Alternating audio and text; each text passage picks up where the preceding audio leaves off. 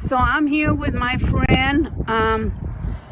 You recently reached out to me. You contacted me through our website, and you told me that you were homeless and you needed a place to stay temporarily, right? Yes. And you said that you lost your job, and right now you're working, but you just started working, right? Yes. And you said right now my place of work is closed up for the Christmas holiday, right? Yes. We don't return until January 3rd. And you said I don't have a place to stay. And you told me that you found out about the ministry through the library, right? Yes. They told you about us and you contacted us, and I agreed to help you as much as I can. So I met you here. You're staying right now at a motel, but you only stayed for one night, right? Because that's all you had the money for. Yes. And the rest of I got $35 left for food. Right. And now once you go back to work, you'll be better, because then you'll start getting paid, right? When I go back, they are promising me $630 a week before taxes. Okay. And then you'll be able to find a place to stay, right? Once the paychecks come in, I can find a place to stay and get my car back that I lost when I got COVID myself. Now, tell me, how long have you been homeless now? It's now going over 10 months. 10 months? Okay. And where have you been staying in between? Well, before I lost my car, I was sleeping in my car. Okay. And then I got COVID myself, which, you know, I had a bad case of it. It took me over a month before I was allowed to go around people. So Right. I traded my car for a van to a guy, a friend of mine knew, plus $1,000. Uh-huh. Well, the gas gauge didn't work in the van, and I didn't know it. And I was on my way to a job in Cincinnati, and it ran out of gas. And when I was coming back with 2-gallon jugs of gas, I watched it being towed off on a wrecker. And the cop told me that once it's on the truck, it's a done deal. They can't let it off for me, and I didn't have the money to get it out of tow. So for 4 months, I've been without a car. I was staying with a friend, but his mom is, I'm not trying to be mean, a drug addict. Right. And she stole my iPhone 12 and left me a phone that halfway works. And so I left that situation. So for the past 2 to 3 weeks, I've been sleeping out in this, wherever I can And lay it's down. very cold. And I still didn't ask for help. I was trying to do it on my own, but it got so cold, I swallowed my pride and started asking for help. And that's when I found you guys. At the library, right? They told you Yes. about us. Well, I'm so thankful that God brought us together. Do you believe in God? Yes, I do. Okay. And I told you that the ministry would be able to put you up for a couple days at a motel. And then after that, hopefully once you go back to work and you start getting money, you'll be able to get your own place, right? Yes, that's all I want. I want to get my car back and get my own place. And my goal is by springtime to be able to move to Florida and start a new life. Okay. Since I don't have any family left up here, and my mom knows that it's been a dream of mine to live in Florida. Now, you were telling me your Sorry. mother passed away, right? Yes, April 22nd was my last day with General Motors of last year. They gave me $10,000 when they let a bunch of us go because the country was shut down. And my mother passed away just months before that. Mm-hmm. So within a year and a half, I lost my mom, my job, my house, everything I owned in my car because of COVID. Right. And our own government, I can't find any assistance anywhere for people like me. Do you have any other family? It's me by myself. The only true friend I had passed away 2 months ago of lung cancer. Oh, okay. So now I don't even have any true friends left. And you said you had been staying out in the elements, right? I mean, like where, for example? Like, this is gross, but there's a vineyard down in Franklin next to Save-A-Lot. Uh-huh. And they had a dumpster back there full of clothes, and I looked, it wasn't full of trash, it was just full of clothes that they threw away. I guess summer clothes, because it's wintertime Yeah. now. And I made me a bed in the dumpster out of those clothes to get out. It was still cold, but it was out of the wind. Right, right. And I have a blanket in my backpack, so that's where I slept at night. Uh-huh. But then, excuse me, Wednesday morning, the trash guy came and emptied it, and I was just sleeping in a shelter at the Franklin Community Park. Uh-huh.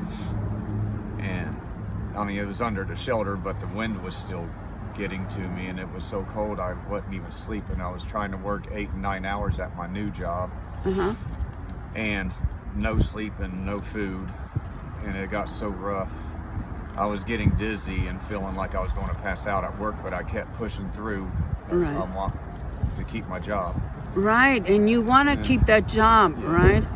Because once you start working, you'll be able to start getting a salary and better yourself, right? And they know my situation, so on top of the regular pay of $600 a week, they're going to try to allow me to get overtime.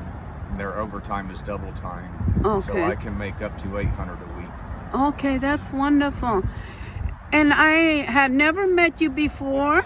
No. It was just one of those things. I went on our website and it told me you have a message from so-and-so, and you told me your story, how desperate you were to get shelter because you were out in the elements and you didn't know how much longer you could go on, right? I'm very embarrassed, but I have to admit this so people know how serious it is with homelessness in this country and our government not doing anything to help it. I literally sat there and tried to think of ways to peacefully go to sleep and never wake up again because I was so tired of it. And your ministry here saved my life, literally. And you gave me some more hope with my job and everything. And I asked you, have you tried staying at shelters? And you told me you have an anxiety problem, right? Well, it's a family inherited health condition. Yes, my father died at 63 because of the health condition, complications from the anxiety. My mom passed away at 62 because of the same thing, and I am now 48 suffering from it. And my grandfather, my dad's dad, passed away at a young age. I don't remember, I was 10 years old. But he had the anxiety problem and passed away at a young age because of it. And you said you are not able to be around a lot of people because of it, right? Well, I mean, I can work in jobs and everything, you know, short term, but the 24 hours a day thing, not having any room to breathe and be by myself, my anxiety gets so high, my stomach gets upset, I can't breathe, I sweat. And I know at the shelters, they're packed. This is so hard for me. They're very packed. There's a lot of people staying at the shelters, and it's hard to sometimes get any breathing space, right? And that's why you said I can't stay at the shelter. I did try. I want them to know I gave it a shot. I tried, and I just ended up, I couldn't do it. But I do got people trying to help me with housing or something. That's why I'm blessed for these few days here to get through the holidays. Yeah. Because nobody's going to do nothing Right. Christmas, you know. But, Right. And so I said to you, don't worry. I'm going to try and help you as much as we can. So I came down to meet you. I giving you some things, cold weather clothes, some food. And I just want you to know that God loves you very much, all right? I know He does. And He said, I will never leave you nor forsake you. And He's going to look after you. And I'm going to pay for your hotel stay for a couple of days, just so that you won't be out in the street on Christmas Day, right? Because you said those are the days that are really hard for you, right? All my mom ever asked every year on Christmas is to see her kids together. Uh-huh. And that was the happiest day of her life. Every year was all us kids together with her. And well, I'm sorry, so it's hard. I know, sweetie. And I did call earlier the motel, and I got the price for the rooms, and she said they were gonna hold that same room for you, so that you can go back to the same room you stayed in last night. And that makes it much cheaper on food for me because it has a fridge and a microwave and a little sink area, kitchen area. Right. And I am going to give you some food items, all right? Even though you told me I don't want to take anything from you that I don't need, but I said I'm offering this to you because I know you're going to be hungry and you're going to need something to eat. And I want people to know that I don't do drugs. I don't drink alcohol. When I worked with General Motors, I was the one that helped people. I donated, out of the $1,300 a week I made, I donated 10% of that, which is $130 a week, to the United Way. Our union did things for the United Way and everything. Right. So I donated $130 a week to that for them. And then now here I am needing help. And I'm here to help you, all right? I can't allow myself to ask for help, but I don't know how to explain it. And I said to you, we're coming into some cold and rainy days. I said, I don't want you being outdoors, trying to find a place to find shelter. I don't want you sleeping in a dumpster. So I'm going to see how I can help you, all right? And I hope you'll stay in touch with me, okay?